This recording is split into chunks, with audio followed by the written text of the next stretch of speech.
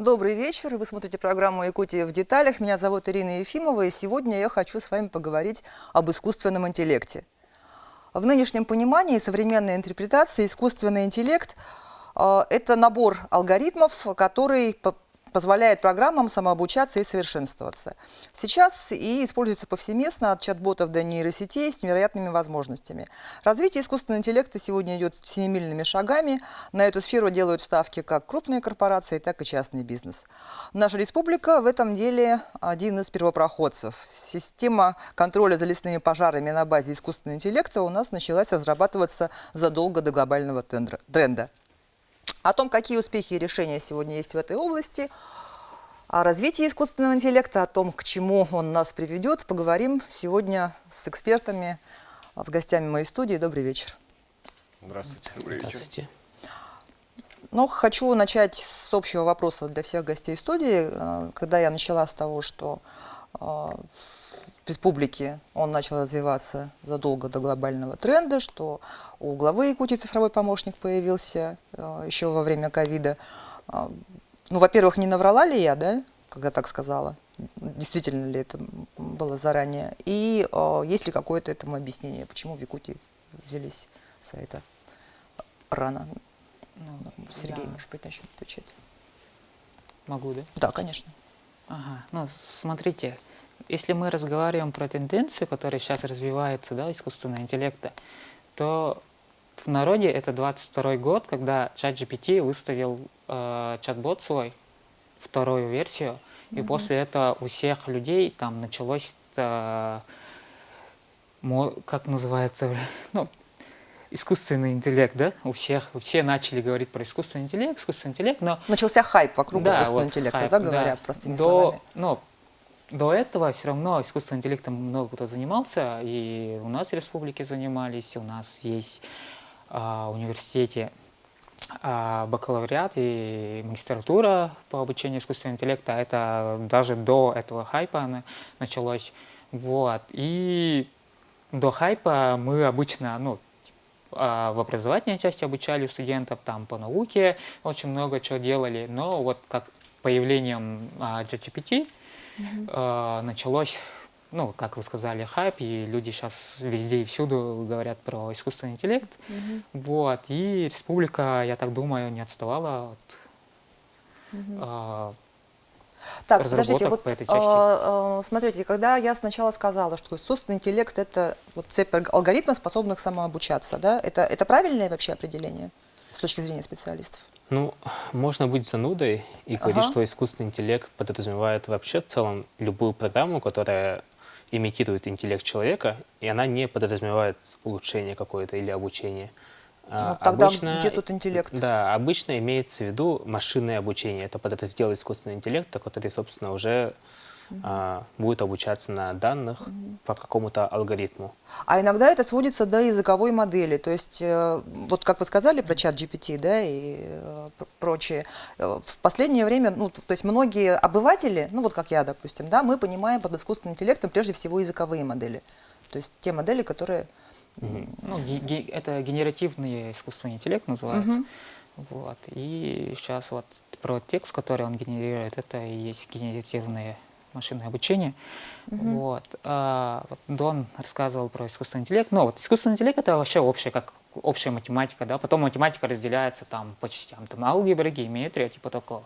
И искусственный интеллект он разделяется на машинное обучение, там потом нейронные сети и вот что вы сказали, языковые, это есть так называемый NLMP, если на русском это обработка естественного языка.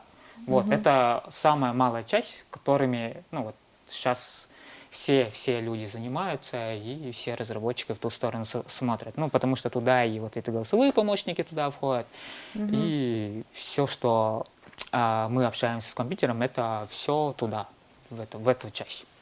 Да, и тут можно еще добавить, наверное, что до хайпа, да, до всего хайпа, когда GPT, вообще вот генеративные модели вышли в массы, что каждый человек на планете может этим воспользоваться, тут нужно добавить, что задолго до этого, вот как Сергей правильно сказал, искусственный интеллект, в данном случае машинное обучение, использовалось, допустим, в банковских сервисах, да, в системе принятия решений по выдаче кредита, анализе кредитоспособности. До этого еще раньше это применялось в медицине, в обработке изображений, там, рентгенов, МРТ и так далее.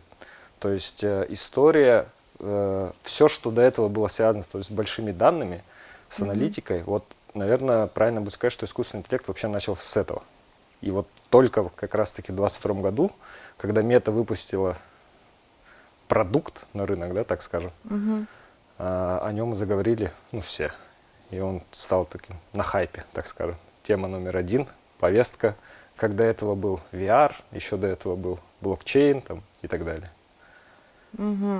То есть получается, что когда запрещенная в России, значит, эта компания выпустила свой продукт, после этого и началась народная слава искусственного интеллекта, хотя пользовались им задолго до того, правильно? Да, если вы... Но это, наверное, еще дополню по части того, что обыватели, обычные пользователи, активные и неактивные, больше узнали об этом понятии, я все-таки считаю, благодаря той разработке, которую повсеместно начали использовать от компании OpenAI. Ну, то есть всем известный ChatGPT, который сегодня на устах общественности и ассоциируется вообще с понятием искусственного интеллекта. А какие проекты еще у нас сейчас в Якутии, в области ИИ разрабатываются и внедряются? Ну вот про лесные пожары мы сказали, да, про медицину мы говорим, оно используется. Ну вот, Дон, наверное, вы как руководитель республиканский. Я не руководитель. Не руководитель, ну как сотрудник республиканского. Да, сотрудник. Ну, какие проекты есть? Вот проекты Сергея, допустим, по тексту speech текст на якутском языке. Мы сейчас занимаемся обучением модели, собственно, на якутскому языку, большой языковой модели.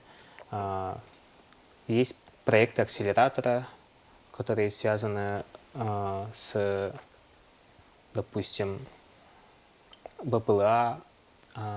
Есть проекты, связанные с просто смарт, как бы ERP есть, допустим, которые хотят свои там свою систему внедрить искусственный интеллект, чтобы там можно было работать с датабазами. То есть это LLM-ка, ассистент. Ну, много проектов есть различных, в принципе. Ну вот, Дон на словах инженера сказал, что там есть ТТС, КСТТ. Это типа распознавание речи обычной или там, ну, как с текста читает речь, типа такого. Вот. Сейчас с помощью лаборатории искусственного интеллекта из Сбера у нас очень сильно развивается цифровизация вот нашего родного языка якутского. И университет, и вот лаборатория искусственного интеллекта при республике очень много для этого делают. Ну, не только вот мы, как программисты, как инженеры, да, которые ими занимаются. Там очень много кто входит, все тот же, ну, наш университет полностью нас поддерживает, помогает, Институт языков, культуры и народов. Вот, ИГИ, вот, НВК, Саха нам помогают, весь СМИ. Ну, потому что у нас же якутский язык, он такой, как будто им пользуется много людей, но данных в интернете очень мало. Вот, из этого всеми силами республики мы пытаемся как-то сделать своего голосового помощника, типа Алисы.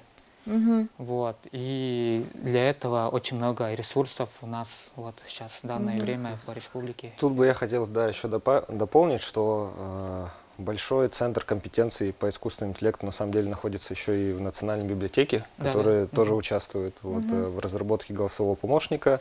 Большой набор переведенной классики русской литературы на якутский язык тоже было передано вот ребятам в проект для дообучения модели.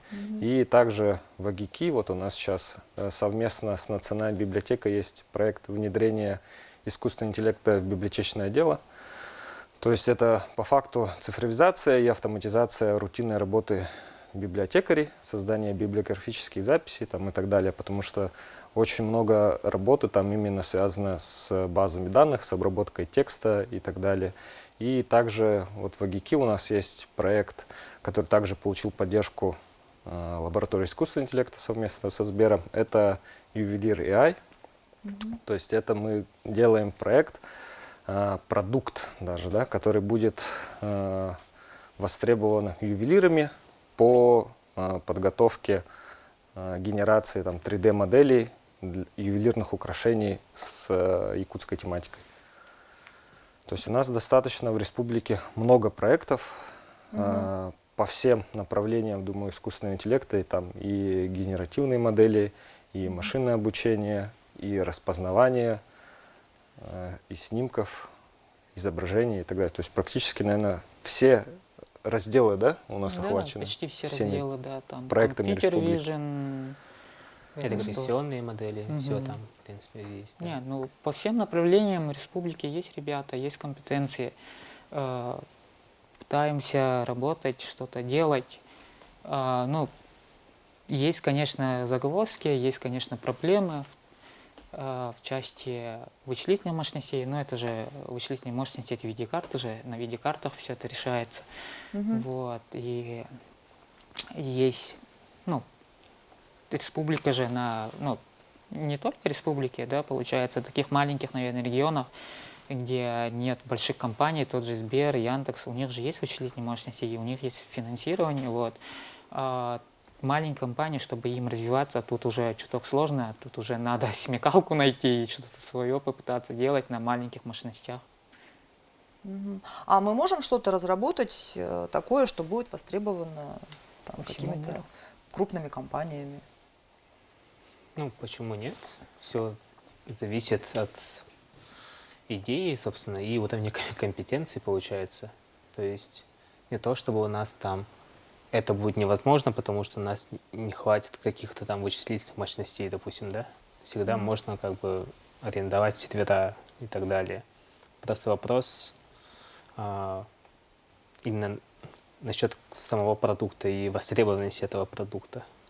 Хорошо, продолжим после небольшого перерыва. Оставайтесь с нами, не переключайтесь.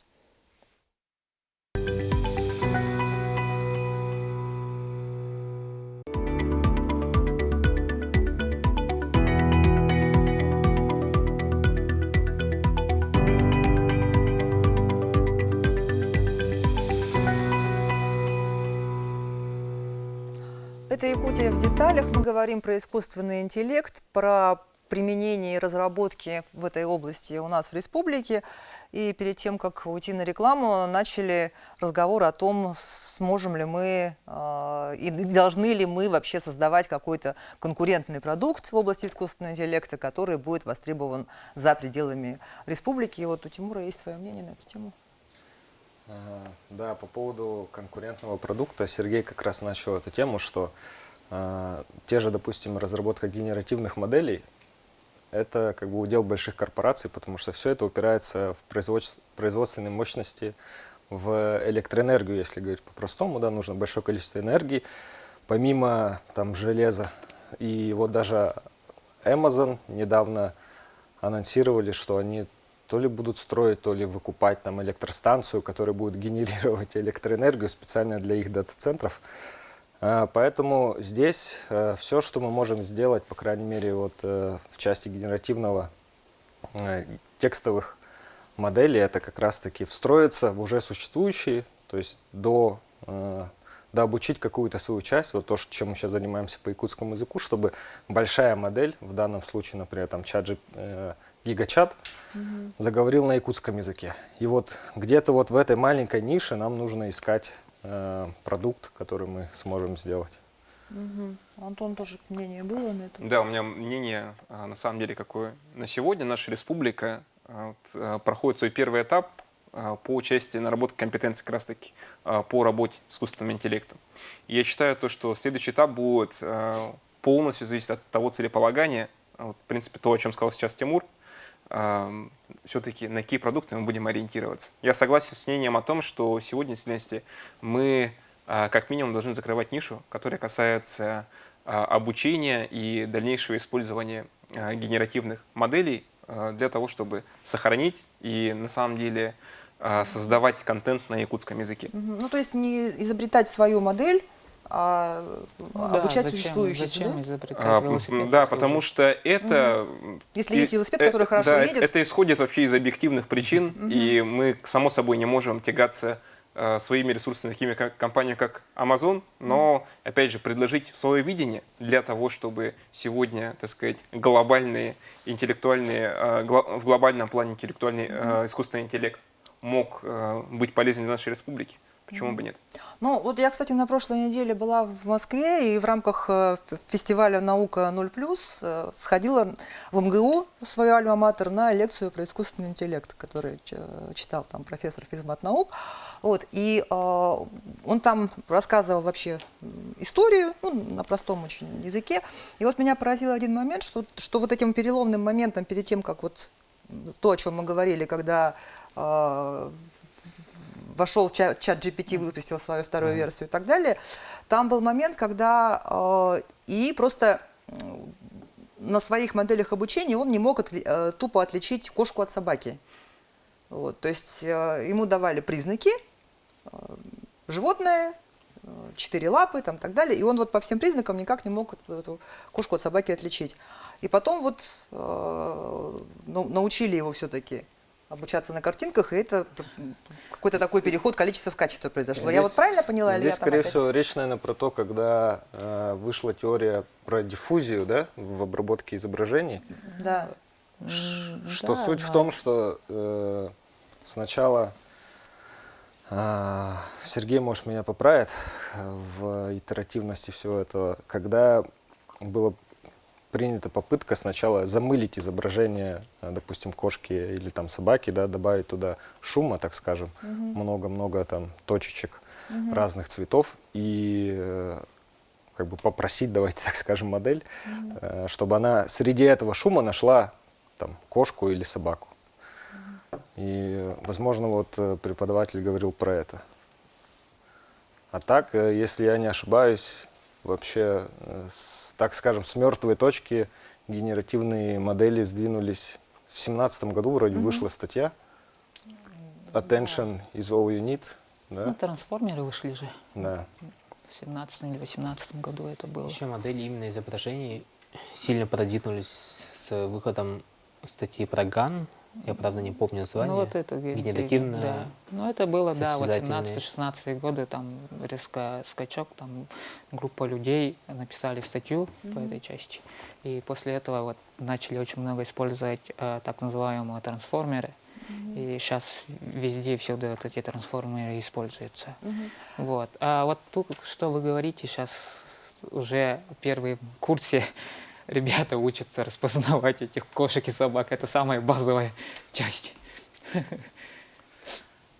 Когда мы говорим про вот эти вот языковые модели, да, понятно, что основной массив данных в мире вообще на английском, соответственно, лучше искусственный интеллект, те же чаты, да, они лучше воспринимают информацию на английском, лучше обрабатывают, лучше данные выдают. Вот, как бы, если даже с русским языком похуже ситуация, то вот с якутским я представляю, как это сложно, потому что действительно, есть ли какое-то количество вот текстов, на которых он должен обучиться? Сколько вообще надо этих текстов?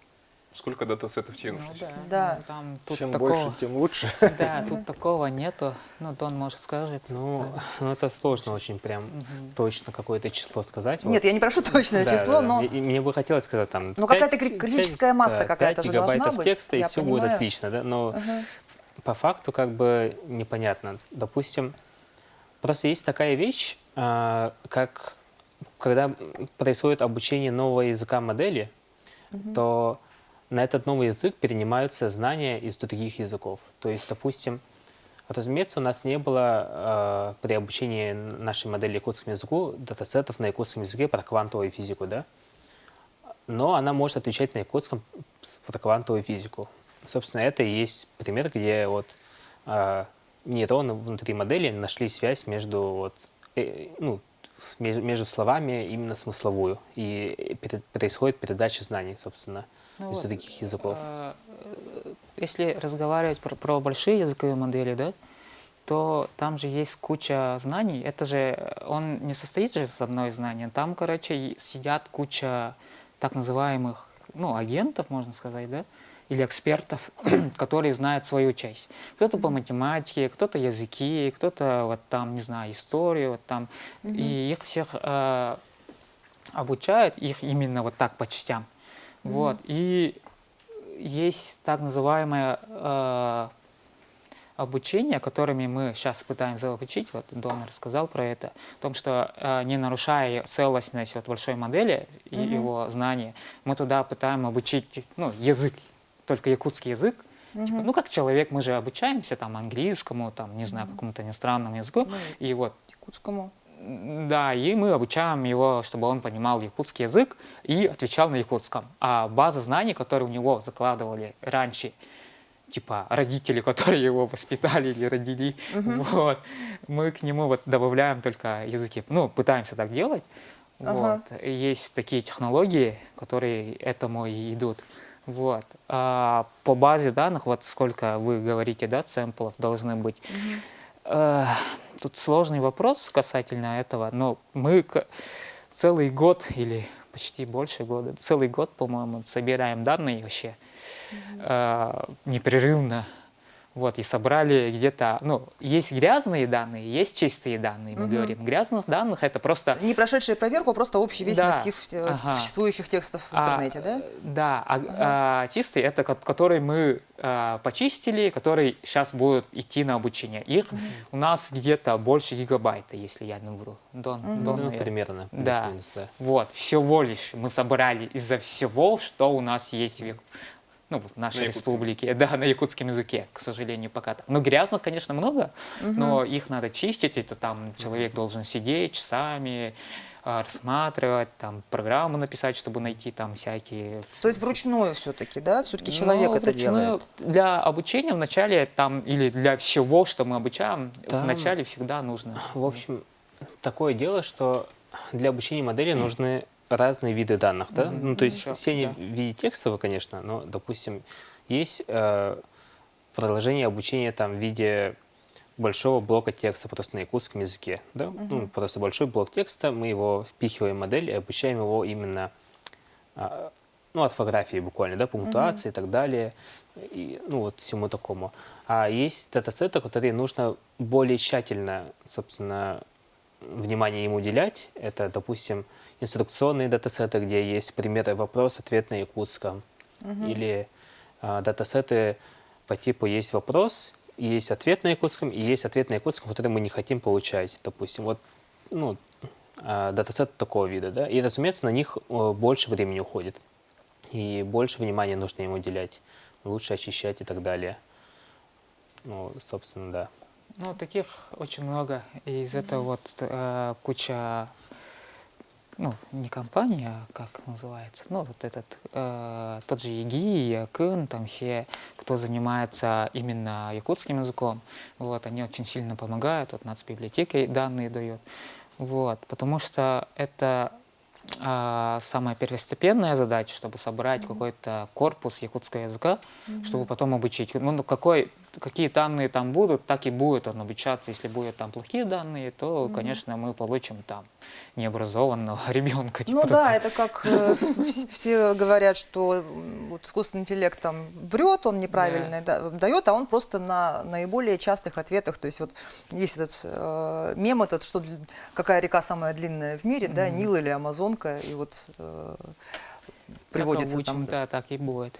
Здесь можно, да, вспомнить историю, что вот Яндекс, все, наверное, знают, что такое капча, да, когда заходишь на какую-то страницу. И тебя доказывает, просит- что это не робот. Да, допустим, видишь картинку с рукописным текстом, и нужно написать, какие там буквы или символы. И вот Яндекс весь этот массив данных со своих капча использовал в том числе для обучения своих моделей.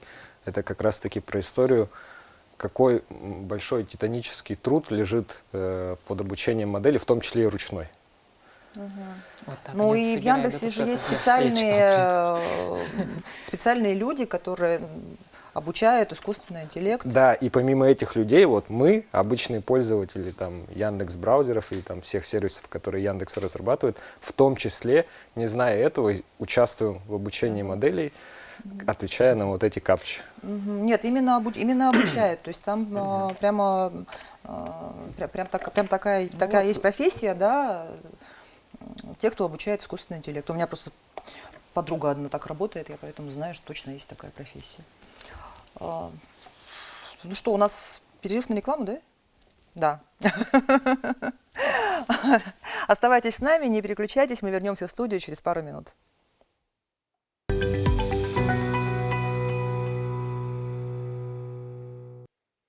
же все пытаются.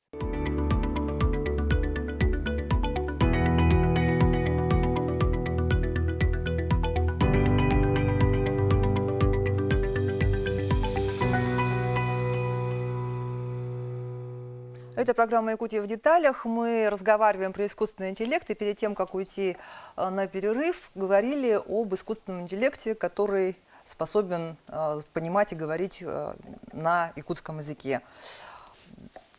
Про его разработку, про его обучение, ну и внедрение, ну и к тому, вообще, где он может использоваться. Я, например, вот наша разработка, в смысле, не знаю, вот чья именно, Аина называется этот бот. Вот, Айта, по-моему. Аисиря. Нет? Аисиря называется. Нет? Нет, у меня вот Аина называется. Да. Аита. Аита, которая делает что? Нет, но мне она помогает, по-якутски со мной разговаривает. Это этот делал, нет, что ли? Аина все-таки она называется. Она для перевода, но также может помогать в обучении якутскому языку. Вот, как бы вот так вот. Ну и у нас в компании искусственный интеллект используется. Расскажи, пожалуйста, Антон. Ну, я считаю то, что, допустим, сейчас наша компания применяет искусственный интеллект при, опять же, телепроизводстве, при создании интернет-контента, является примером того, как, опять же, можно вкладываться в развитие компетенций, поскольку в сильности по решению руководства министерства, нашего курирующего Министерства инноваций, решение руководства компании. Если не ошибаюсь, в конце 2023 года было принято решение о том, чтобы создать свою модель text-to-speech, и эта модель сегодня применяется в нашей компании. Вот. Сегодня мы их знаем как виртуальных ведущих НВК «Саха». Один из образов был в том числе взят с меня. За это мне заплатили 1015 рублей, честно, заработанные деньги. И тут опять же, да, если немножко, так сказать, вникнуть в то, как это все происходило, есть компания CDN Video, у которой имеется патент на создание подобных моделей, когда ты пропечатываешь текст и, соответственно, виртуальный ведущий, виртуальный аватар, назовем его так, он, соответственно, этот текст произносит. Да. У нас сегодня вот это вот, так сказать, решение цифровое нам позволяет создавать подобные материалы как на русском языке, так и на якутском. Если вот как раз-таки затронуть момент датасетов, нам в этой части помогала прорабатывать компания Sailera, если не ошибаюсь в произношении, вместе с которыми мы записали там определенный объем чистого материала на русском языке, отдельно на якутском языке. Это было буквально 5-6 часов на каждый язык. Спустя время, собственно говоря, разработчики все это дело проработали, и мы сегодня имеем ту модель, возможно, не самую совершенную, но, тем не менее, это является одним из таких передовых шагов, по крайней мере, на момент запуска этого решения. И, опять же, что стоит здесь учитывать при, наверное, оценке подобных решений, то, что вообще в целом сегодня искусственный интеллект, по моему наблюдению, я не разработчик, я пользователь, наверное, как и большинство из нас. Я понимаю то, что сегодня искусственный интеллект развивается вообще семимильными шагами. Вот. Ну, кстати, наши друзья из Китайской Народной Республики, с китайского телевидения, я имею в виду, они тоже вот такой вот text-to-speech свой используют. То есть вот приехал к ним, там, допустим, Владимир Владимирович Путин, И у них в соцсетях уже он говорит по-китайски. Они, то есть, просто используют свою вот эту вот модель text-to-speech, ну, не для телека пока, а для соцсетей, потому что там, понятно, есть ошибки в произношении, да, какие-то. Не, ну Ну вот вот. смотрите, эта технология чуток различается, что вы сказали. Это, ну, конечно, там используется вот синтезатор речи, ТТС. Там, ну, по идее, минимум три модельки используются. Во-первых, это распознавание речи, вот, СТТшка, да, наоборот. Потом перевод, Да, и потом уже, перевод, потом вот уже эта большая языковая text-to-speech. модель, и потом, ну, вот синтезатор речи. Ну, кстати, надо сказать, что в Китае искусственный интеллект во всех учебных заведениях высших, по крайней мере, точно, насчет средних не знаю, с первого курса у всех как междисциплинарная дисциплина. То есть вот как экономика или как философия, которую все изучают, да, вот также у них искусственный интеллект, применение искусственного интеллекта в их области, да, у всех, у переводчиков, там, у лингвистов, у кого угодно. Ну вот у нас тоже в университете это называется какая-то цифровизация, по-моему, или что-то такое, не знаю, как это называется, но во всех курсах сейчас начали тоже обучать использованию искусственного интеллекта, потому что сейчас тенденция идет к тому, что раньше мы говорили о софт-скиллах, вот, сейчас студенты должны, когда заканчивать будут обучение, должны иметь скиллы использования вот, технологий искусственного интеллекта. Вот, потому что это, во-первых, ну, что дает? Ускорение работоспособности, Повышается эффективность. да, эффективность увеличивается там, и во всех ну, предприятиях или везде сейчас используется искусственный интеллект, и есть такие промпт-инженеры. Сейчас даже есть такое понятие промпт-инженеры. Промпт — это когда вы пишете в чат Скрипты для искусственного Нет, это не интеллекта. скрипты, Пиши а запрос. В смысле запросы. запросы. Это запросы, Правильно да. умеете формировать запросы. Да, вот это обязательно промпты. надо научиться, чтобы ну, получать свой ответ. Вот. Но вот то, что в Китае сегодня это является государственным приоритетом, я считаю в действительности показателем того, что одно из ключевых государств, вкладываясь в искусственный интеллект, я думаю, вкладывает в том числе и в свое будущее. Да. Сегодня, понимая это, важно подчеркнуть не только, наверное, пользу таких решений со стороны там, нашего университета, Северо-Восточного федерального, там, возможно, со стороны АГИКИ, других вузов, но в том числе хотелось бы подчеркнуть момент какой? Момент того, что, опять же, для, наверное, сохранения, развития, в частности, якутского языка, важно, чтобы у нас был соответствующий массив данных, та самая база, те самые датасеты. И я предполагаю, что дальнейшее развитие искусственного интеллекта нашей республики возможно в том числе благодаря тому огромному архиву, который хранится в многих компаниях. То есть понятно, что искусственный интеллект сейчас уже не какая-то экзотика, а это как бы, ну, пока сейчас это твое конкурентное преимущество. Если ты умеешь использовать искусственный интеллект, ты, соответственно, быстрее выполняешь какие-то рабочие задачи. Ну, какая бы работа у тебя ни была, будь ты маркетолог там, при составлении медиаплана, да, будь ты там бухгалтер, я не знаю, кто угодно, это пока твой такой, ну вот, бонус, да, скоро это будет повсеместно. Буквально вот завтра выйдет интервью с оперным певцом Григорием Чернецовым, который в нашу республику приехал на фестиваль «Чайковский фест». Вот. Он сказал, что он использует искусственный интеллект при написании музыки. Вот, пользуется искусственным интеллектом. Вот если пофантазировать, вообще какие еще могут быть сферы применения?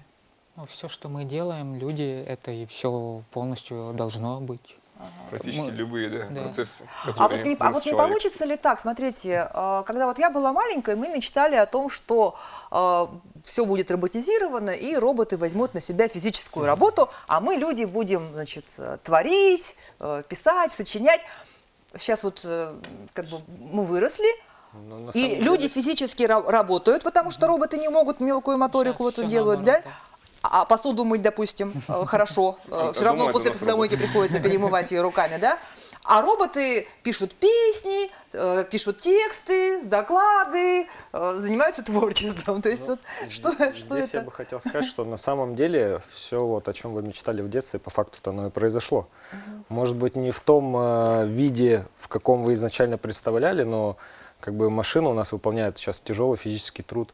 Много людей там из деревень, из колхозов, совхозов сейчас вышли из полей, да, перешли в город и занимаются Благодаря автоматизации сельского творческими хозяйства. процессами, в том числе там маркетологами стали, ведущими. То есть появилось много профессий, которых раньше в принципе не было. Да?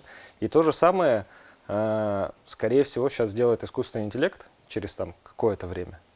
Да, автоматизирует часть рутины, которой сейчас вынуждены заниматься люди. И вот здесь, мне кажется, самый главный вопрос, про который мы пока не говорим, потому что искусственный интеллект сейчас на хайпе, да?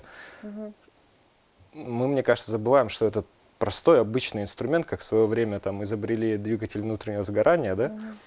И мы сейчас смотрим, да, мы сейчас смотрим на ближайшую перспективу 1-2 года, но не смотрим там на 5-10 лет, что нам нужно будет делать. И да, сейчас мы в любом случае вынуждены всех детей учить там каким-то основам промпт-инжиниринга, но пройдет время, и, скорее всего, искусственный интеллект дойдет до того, что он и максимально тупые промпты будет понимать по-своему и выдавать результат, который, может, мы только представляли. И все равно останется вопрос, то, что он не сможет автоматизировать, это как бы... Я вот недавно тоже читала одну статью на английском, и там говорилось о развитии искусственного интеллекта, ну вот как вот вперед, да, и автор статьи, он говорит о том, что человечество превратится в мясных роботов, которые обслуживают именно искусственный интеллект. То есть они будут там вот аккуратно класть кирпичи, руками что-то вышивать, а проектировать эти здания будет искусственный интеллект. Или вот даже взять, допустим, ну, работу ведущего, да, если уж мы так на это пошли. Понятно, что люди хотят смотреть на людей, им приятно смотреть на живого человека, который разговаривает, но если мне текст написал искусственный интеллект, если мне картинку студия сделала виртуальную и там как-то фильтры наложила искусственный интеллект, то я, по сути, просто мясной робот, который произносит заготовленный, ну, написанный этим искусственным интеллектом. Мне кажется, вы вот здесь к тому типа и идет. не берете в учет то, что все-таки решение, конечно, все равно принимает человек. Говорит ли этот текст, который вам подготовил искусственный интеллект? То есть решение, конечно, все равно останется за человеком. И вот наша главная задача испокон веков, которая не меняется, это учить нас и детей принимать правильные решения. А это намного сложнее, чем учить промпты писать удачные. И в том числе, соответственно, чтобы у новых поколений формировались компетенции по тому, чтобы правильно использовать новые технологии. В том числе для того, чтобы не терять вообще наши когнитивные способности. Потому что, как Тимур сказал, Настя, решение принимает человек.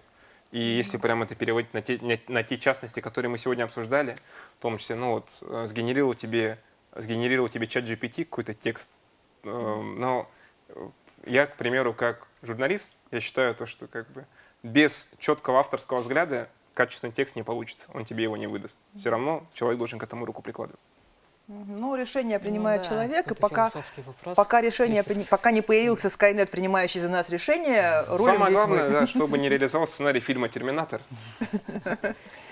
Здесь, на самом деле, мы находимся вообще в интересной парадигме, когда у нас меняются ценности. Да? Вот, допустим, если раньше в экономика была ценность знаний, то есть у нас были ученые, там, профессионалы своего дела, к которым мы шли за знаниями, и они это знание монетизировали тем или иным способом, то сейчас, во-первых, с развитием интернета, а сейчас и развитием искусственного интеллекта, мы уходим на самом деле от экономики ценности знаний и больше приходим к экономике какой? ценности принятия решений, Ценности потому что принятия этими знаниями нужно как-то грамотно оперировать. Ага, и нужно правильно принимать решения. То есть будут востребованы все-таки люди, умеющие принимать решения, и которые не боятся брать на себя ответственность, да, за принятие этих И решений. контактировать с другими людьми. Контактировать с другими людьми, что немаловажно. Спасибо вам большое. На этом программа «Якутия в деталях» подошла к концу. Меня по-прежнему зовут Ирина Ефимова. Смотрите нас по будням в 19:15. Расскажем обо всем в деталях.